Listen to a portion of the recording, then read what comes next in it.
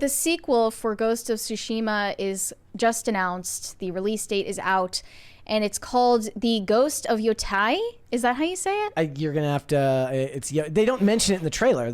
It's not pronounced. Right. So The Ghost of Yotei is starring a female protagonist, which has become a point of controversy.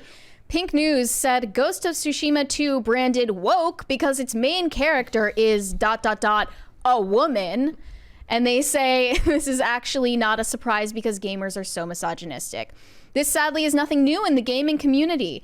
Just recently, Baldur's Gate 3 and Elden Ring were among the games flagged on a curation page dedicated to weeding out the so-called woke titles, and Star Wars Outlaws came under fire seemingly because the lead character is, quote, ugly and chestless. That's a whole nother, there's a whole nother discussion to be had about whether video game developers actively work to make the main characters that are women uglier I think they definitely are. Than their actual voice and mocap counterparts. Maybe not in this specific circumstance, but that definitely does seem to be a trend. And such misogynistic conversation is now circling Ghost of Yotei ahead of its release next year.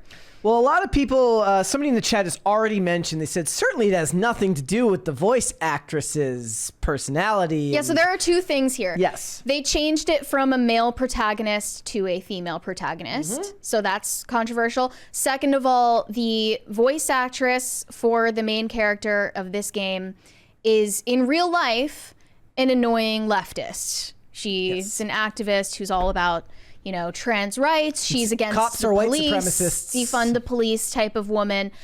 For that, maybe I'm missing something, but I don't see why, whoever this person is in real life should matter. Like, she's annoying, okay. She's not in the game. Her face is in the game. Her voice is in the game. But she's not in the game saying defund the police. Here's the thing. People are so on edge about this type of stuff now that any hint of impropriety that seems that the product is going a different direction immediately puts people's antennas up and they start to question whether it's going to be beneficial to the game. So maybe you're right, and that nothing in the game will indicate that. Certainly nothing in feudal Japan is going to be talking about that. Here's the problem. She's going to go on interviews. She's going to do a bunch of press junkets. Is that ordinary for a voice actor to be doing press like that? Yeah, they're going to do interviews. They're going to do stuff promoting the game. And people are going to wonder whether what's going to happen down the line is that this woman will use her promotion for the game as a chance to get on her soapbox. That's not what's happening yet. Certainly people might be jumping the gun, but you can't blame people for being on edge when there are so many examples in the past of this stuff happening. You mentioned Rachel Zegler because Rachel Zegler was actually criticizing the product itself, meaning she was criticizing the story in which Snow White was. Yeah. This is different, but it's not different. And it's kind of, it seems arbitrary sometimes which stories, which games, which movies, which television shows end up raising people's antennas. But I don't think that they're wrong to be a little bit apprehensive that it looks so vastly different. Yeah, that's fair. One of these tweets said, apparently in Ghost of Yotei, a progressive activist known for hating the police and telling straight women who disagree with LGBT to log off is not just the voice actor for the game, she's also the face and mocap of the new Sucker Punch title. It's an asset ready to save money.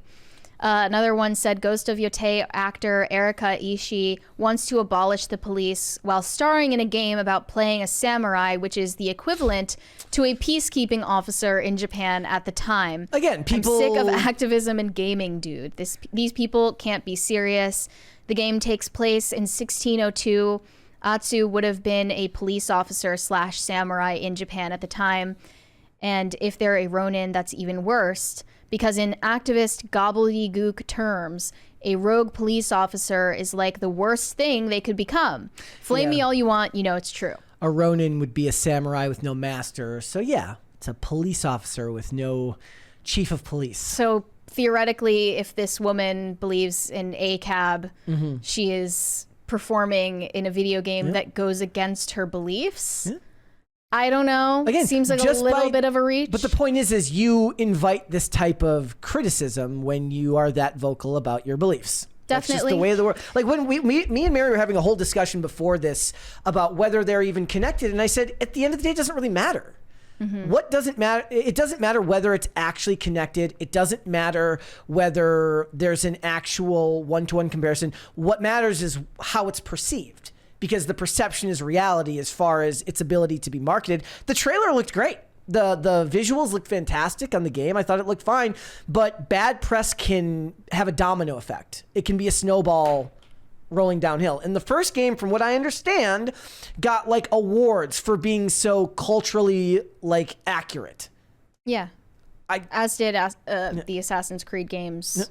Like Well, I they don't were know about awards, celebrated. but yeah, they were and- celebrated for the same reasons, which is also hanging in the balance right now. But here were some of the takes. One person said Ghost of Tsushima sequel stars a Japanese woman samurai warrior because of course it does. They can't help themselves until every franchise that was built on masculinity is replaced by women. Ghost of Yotei is hopefully a smaller spin-off game, but if this is the true sequel and this is the new main character, F that. So sick of the forced girl boss narrative. This is what I think is funny about it is it can be done well. And maybe it is done well here. I didn't see anything in that trailer that was off-putting. But the thing is you always start yourself behind the 8 ball when you do it, when you go against what was typical or normal of the time, right? I told you I was watching that show earlier. The guy is the hyper-focused detective. The woman works at a library. And they fit right into their roles. Now, that doesn't mean that there aren't women who are not, dedicated cops or detectives. But the point is if you're looking to immediately have people latch on to a sense of realism, traditional gender roles still play a role for a lot of people. Right. So you're setting yourself behind the 8 ball where now you have to prove yourself to them even more than you already would if you had just gone a traditional route. Now, that doesn't mean you shouldn't make changes if you feel like you can make it work. Certainly it could. But I'm just trying to point out to people that there is an eventuality. There is an aspect of this that it's not even to be judgmental. It just is what it is. This was a badly calculated risk on their part. It seems like. And Do you want to end the poll? Let's see what they say. We asked you in the poll if you're sick of female protagonists, not just in video games, but also a lot movies, of people, TV shows in general. Also, a lot of people in the chat that said no person in their right mind has ever actually called Elden Ring woke. I haven't heard that before either. Neither have I. 81% of you say yes, you are sick of female protagonists. You bigots, you. And I wanted to give a cop-out answer that would say yes, only if they're woke. I said but no. we weren't going to give you a cop-out. And I think it's entirely fair to say that you're sick of female protagonists, but don't act like there's some other reason, Well, like you can just say that. And to anybody who might think that I'm making excuses for that, we just watched a trailer for Ballerina that I was very excited about because they made an effort in world to explain why it works. However small that might have been.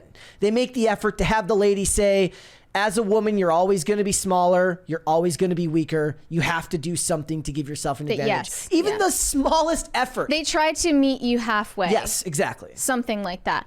I saw lots of nuanced discussion of people writing novels about why they think this will or will not work. And what's annoying is that it gets boiled down to sexism. Nina Infinity said, why are so many dudes freaking out about Ghost of Yotei being a female protagonist? If the story is good, what's the problem?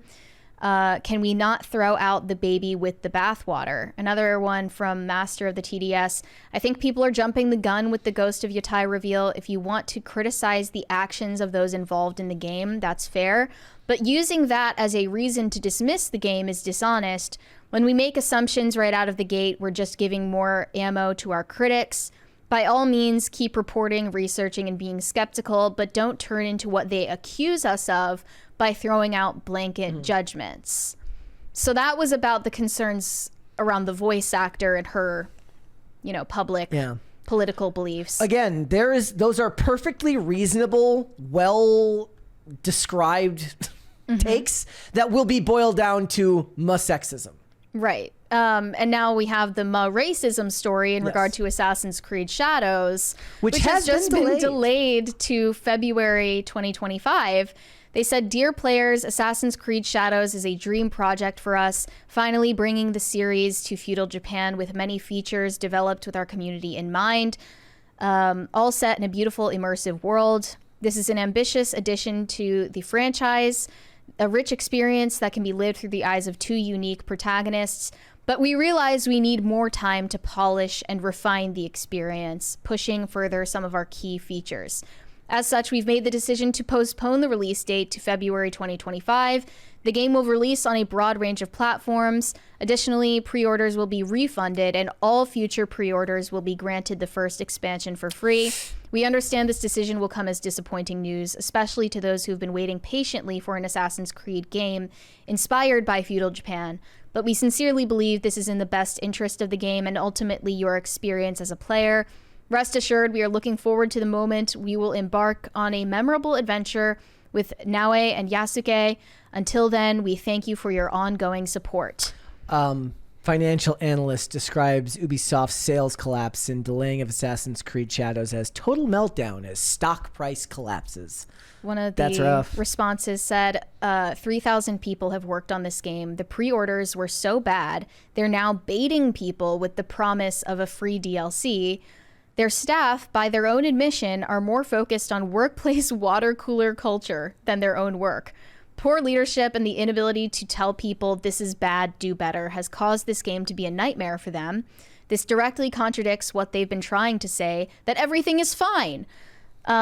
This isn't new. If you didn't have this down at first and bring this up here, this is pathetic. But thanks for showing us all the environmental destruction. You didn't develop any of this with the community in mind. The community wanted a dope Japanese story that took place in Japan based off of the rich Japanese history available with Japanese protagonists. And you went and pat yourself on the back with a story that's been told before. You messed up Season's architecture, stole art and logos, and the trailers were full of graphic issues. What's worse, a long list of people approved all that as the best you had to show. You can't change the sentiment of disrespect now the people have seen you have for Japan. The team has officially fried the last of the goodwill they had with this community. Yeah. So do you think that it's going to be a disastrous release for them, the likes of Concord? I don't know about Concord levels, but you know, it turned out that they spent more money than we even thought on Concord. It was what, $400 million? Approaching $400 million, which is a worse failure than most box office bombs that we talk about on the show. I'm not a historian. Were female samurai a thing? I don't think so, but who am I to say? I didn't know about Yasuke. I didn't know that he existed. Yeah. I also saw this hilarious reply from Kong Min Lee. He said, just delay it forever. No one wants to play as a black dude killing Asians in feudal Japan. We see enough of that in San Francisco. Oof. Just oof. Big oof. Look, all of it's up in the air right now, and what I find most interesting is that people are they're not willing to give you the benefit of the doubt like they were 10, 20, not even 10 years ago, 20 years ago, right? People see something that feels off and their hackles are immediately up and they're going to start questioning everything. In a lot of ways, I feel like the best thing you can do is to just make a new game rather than continue the series. Right? Though I have noticed, like, originally there was backlash for Grand Theft Auto doing a female protagonist for 6, but I haven't seen as much of that discussion online after the trailer. The question is, does that mean that the culture war has poisoned some people's brains, or does it mean that their caution is actually a totally fair response? And ultimately, it doesn't really matter why they're reacting this way, because they are the customers, and there used to be this idea that the customer is always right because people vote with their dollars. They win in the end anyways. Yeah. Whether you like it or not, the customer wins in the end anyways by not giving you their money. You either save your money or you spend your money and enjoy the product that they gave you. I think it's a win-win for the customer. I think that caution is a perfectly reasonable response.